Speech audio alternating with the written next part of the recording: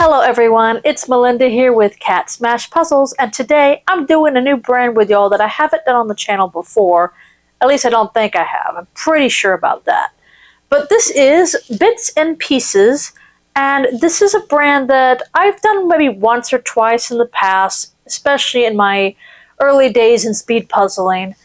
And I thought, I've had a couple in my to-do pile, and I figured this would be a good one to do, kind of as a refresher after nationals. Not a brand that's done usually at speed puzzling, and just something a little different. So that's kind of what I'm going to be doing today. So this one is called Enchanted Forest, and I believe the artist is Corey Carlson, and it's very pretty.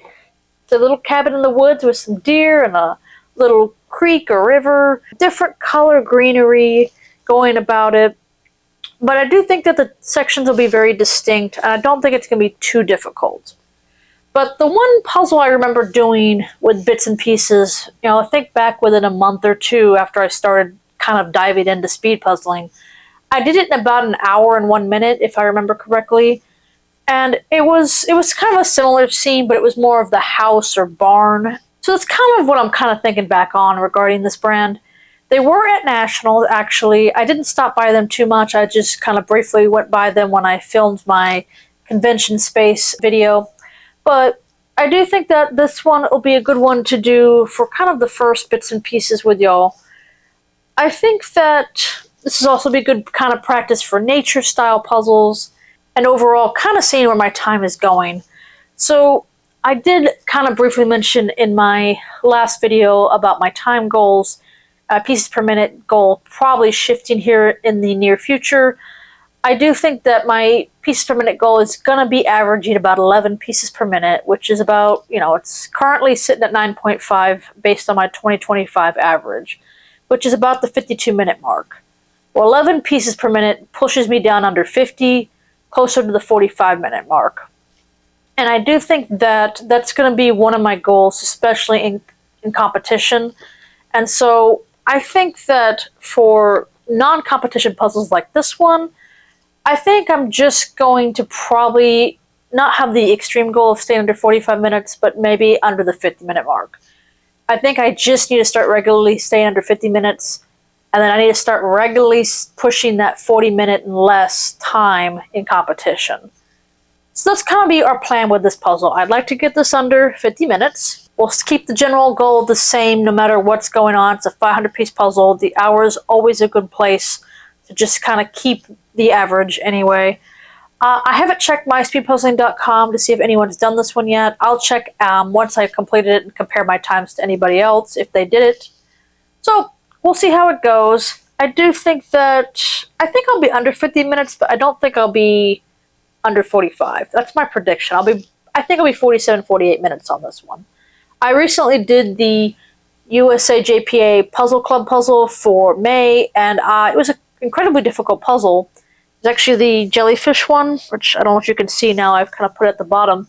But it was a rather difficult puzzle, and I did it in 47 minutes, kind of shocking myself. So I'm just kind of curious if I'm kind of improving quite a bit here in the last month, or I've just kind of had a fluke of a puzzle.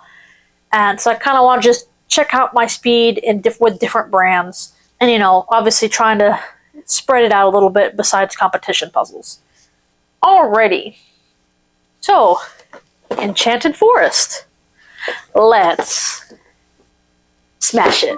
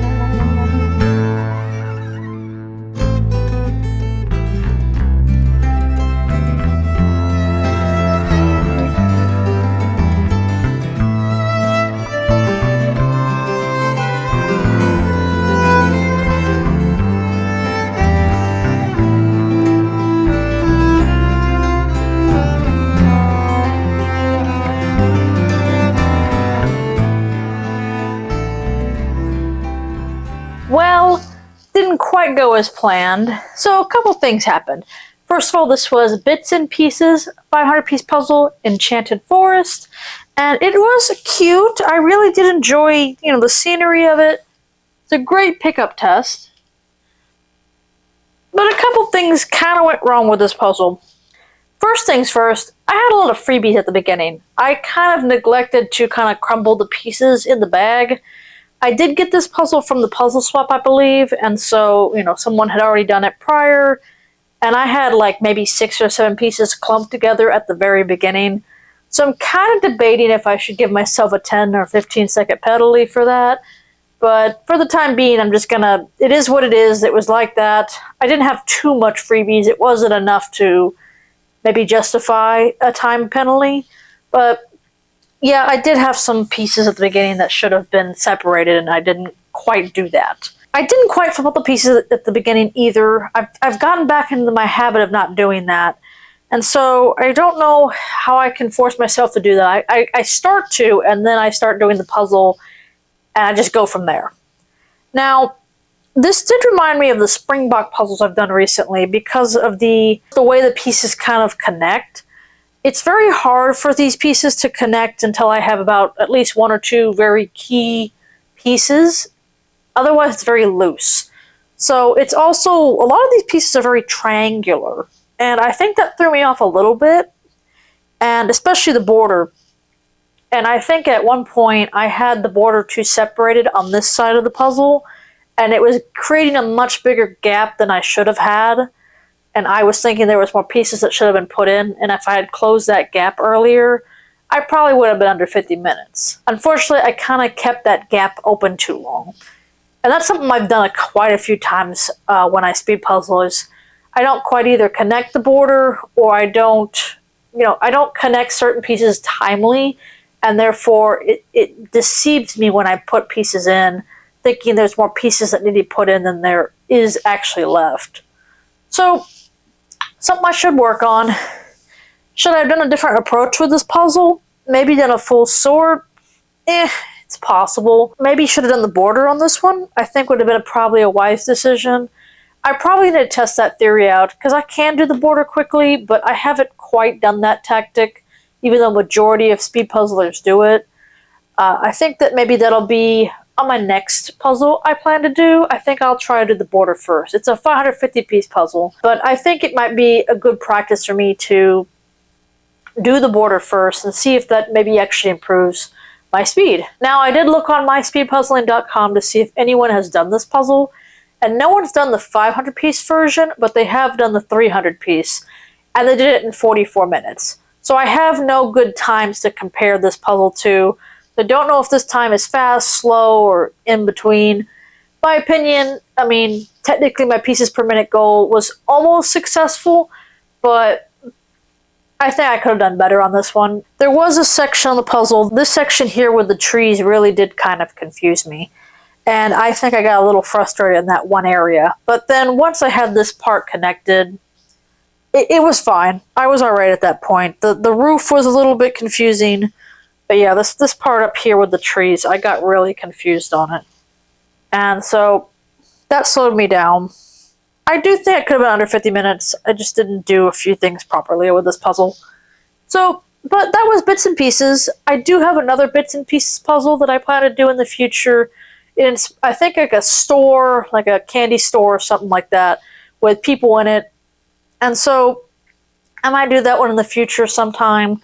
I'm hoping that this practice, prepares me for any Bits and Pieces puzzles that come in competition. But I do think that otherwise it was a fun one to do. It'll go back into the puzzle swap. And I just really wanted to try different brands on the channel and just showcase it for you. Alrighty. Well, as for Enchanted Forest, technically, we did not smash it today. Thanks so much for watching. Please like, comment, and subscribe. I will see y'all next time. Bye-bye.